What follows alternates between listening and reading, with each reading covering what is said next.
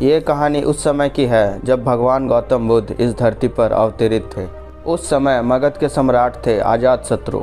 एक बार मगध के सम्राट अजातशत्रु भगवान बुद्ध के पास आए और बोले, बुद्ध, आपसे मिलने से पहले मैं एक निर्दयी और खूंखार सम्राट के रूप में प्रसिद्ध था। लोग मेरा नाम सुनते ही डर से कांपने लगते थे। मैं किसी का जान लेने से पहले एक पल के लिए भी नहीं सोचता था और छोटे छोटे गलतियों के लिए भी अपराधियों को मृत्यु दंड की सज़ा सुना देता था। लोग मुझे मृत्यु का दूसरा रूप मानते थे और पड़ोसी राज्य हमेशा इसी खौफ में रहते थे कि पता नहीं मैं कब उन पर हमला करके उन्हें बर्बाद कर दूं, जैसा मैंने वैशाली गणराज्य के साथ किया था।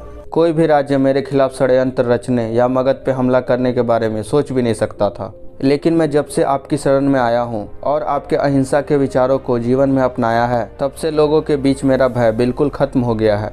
मेरे राज्य में अपराधियों की संख्या बढ़ गई है। रोज नए अपराध होते हैं। मेरे सेनापति और मंत्री मेरे और मेरे परिवार के खिलाफ षड्यंत्र रचते हैं। पड़ोसी राज्य मगध सीमाओं की जमीन पर कब्जा करने की कोशिश करते हैं और मगध के व्यापारियों के व्यापार में बाधा उत्पन्न करते हैं।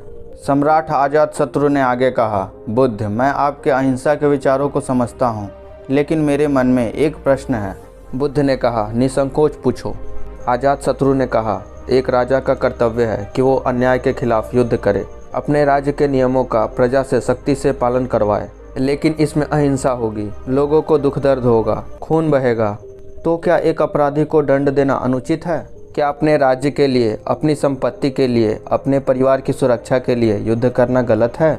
बुद्ध ने कहा, अजातशत्रु, इस प्रश्न का उत्तर देने से पहले मैं तुम्हें एक कहानी सुनाना चाहता हूँ। एक बार की बात है, एक गांव में एक बहुत ही विषैला सांप रहता था। उसने न जाने अब तक कितने ही लोगों को काटकर मौत की नींद सुला दिया। वह जिस वृक्ष में रहता था, लोग उस वृक्ष के पास से गुजरने से भी डरते थे। बच्चे उसके नीचे खेलने के बारे में सोचते भी नहीं थे। फिर एक दिन उसी रास्ते से एक भिक्षु गुजरा और आराम करने के लिए उसी वृक्ष के नीचे बैठ गया। भिक्षु को बैठा देख सांप उसे काटने के लिए नीचे आया, लेकिन सांप को आता देख भिक्षु तनिक भी नहीं घबराया। वह पूरे शांत चित्त के साथ वहीं बैठा रहा। यह देख सांप को बड़ा आश्चर्य हुआ। वह अपना जीभ बाहर निकालते हुए बोला, मैं एक बहुत ही जहरीला सांप हूँ, क्या तुम्हें मौत से डर नहीं लगता? भिक्षु ने कहा, मैं जीवन और मृत्यु से ऊपर उठ चुका हूँ, अब मुझे किसी भी चीज़ से डर नहीं लगता। भिक्षु ने सर्प को उपदेश दिया कि जो तुम कर रहे हो वो हिंसा है। तुम्हारे काटने से लोगों को बहुत पीड़ा होती है और कई बार तो उनकी मृत्यु भी हो जाती है। भिक्षु की बातें सुन सांप के अंदर वैराग्य जागा। उसने निश्चय किया कि आज के बाद वह किसी को नुकसान नहीं पहुंचाएगा, किसी को नहीं काटेगा।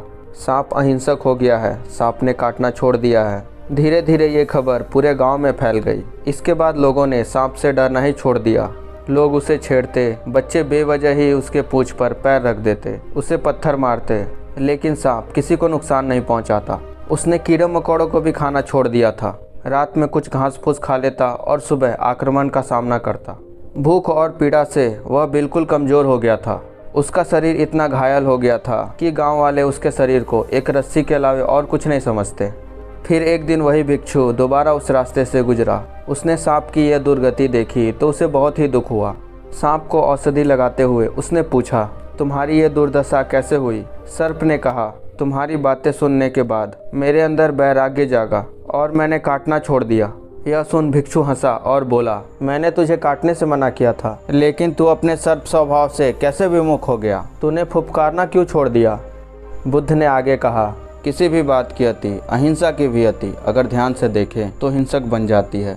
अजातशत्रु, अपराधियों में तुम्हारा भय होना ही चाहिए और उन्हें उनके अपराध की सज़ा मिलनी ही चाहिए, परंतु ध्यान रहे, न्याय करने वाला अपनी निजी शत्रुता के कारण किसी को दंड न दे, बल्कि अपराधी को उसके अपराध और दुष्कर्मों की सजा ही मिलनी चाहिए।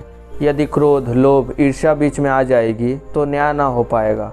बुराई को भलाई से जीतो। यदि बुराई भलाई पर हावी होने लगी तो मनुष्यता का नाश होगा।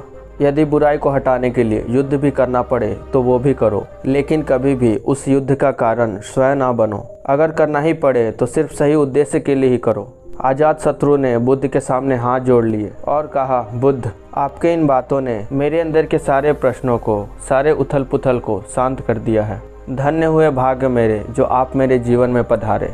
इसके बाद अजातशत्रु बुद्ध से आज्ञा ले अपने महल वापस चले जाते हैं।